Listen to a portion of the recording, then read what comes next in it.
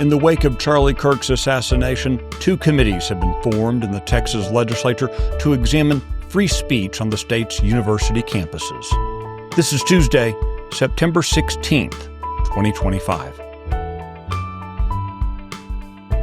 Texas Scorecard presents the day's first news for the Lone Star State.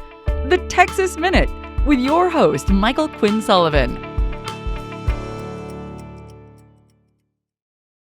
Welcome into Tuesday. Thanks for spending part of your day with the Texas Minute. If you find yourself enjoying this daily podcast, I hope you'll take a moment to recommend it to your friends and encourage them to subscribe.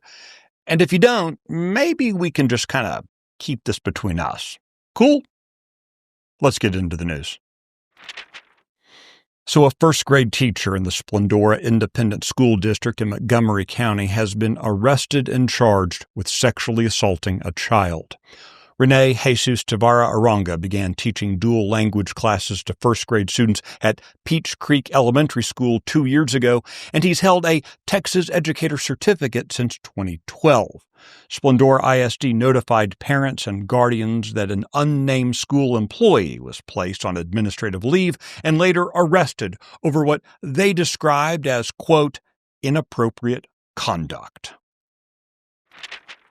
The embattled president of Texas A&M, Mark Welsh, is facing new calls for his job. This comes following disclosures that he knew about threats issued against a student who complained about controversial LGBT curricula in a children's literature class.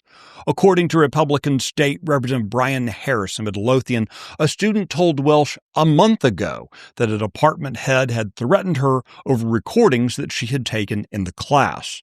The current dispute began last week when Harrison posted several items of concern to social media from this children's literature class, including discussion of how to present concepts such as gender unicorns, gender expression, and gender identity to children as young as 3.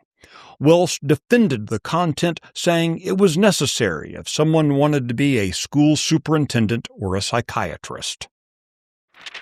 Joint Select Committees in the Texas Legislature are being formed to examine free speech and civil discourse in higher education, with Lieutenant Governor Dan Patrick and House Speaker Dustin Burrows citing the assassination of conservative activist Charlie Kirk as proof of an urgent problem. Mr. Burrows stressed that the assassination and the way some on college campuses responded to it demands immediate attention. Videos from campuses around the state circulated on social media last week of students and faculty cheering Kirk's murder. Speaking of which, a Texas Tech University student who was caught in a viral video mocking those mourning Kirk's assassination is no longer enrolled as a Red Raider. At a campus prayer vigil, Cameron Giselle Booker was arrested for shoving several people, including an elderly veteran and a young mother with her child. In a statement, Texas Tech acknowledged she was no longer a student. The Texas Minute will be right back. America is at a crossroads. Now, more than ever, Texas must step up and lead the country. We don't have time to mess around. The only way to save America is with a strong Texas.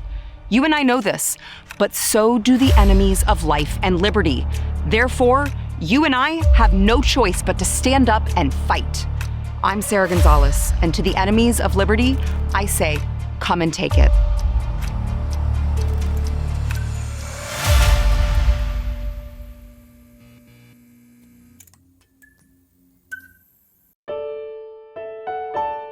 A new congressional report has found that the University of Houston has concerning connections with the Chinese military-industrial complex.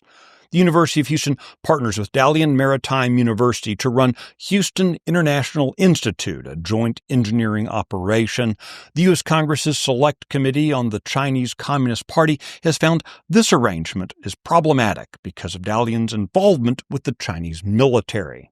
The University of Houston is downplaying any risks, saying the relationship does not include any, quote, research activities. Yet a spokesman for the congressional committee told Texas Scorecard that, quote, the ties go beyond classroom teaching to include a submarine engineering research program. You can find details on all the stories mentioned today and keep up with the latest news by visiting TexasScorecard.com. This edition of the Texas Minute was produced by Nick Shepard and based on the original reporting of Aaron Anderson, Adam Kahn, Brandon Walton, and Robert Montoya. I look forward to seeing you out around the Lone Star State. Now go make it a great day.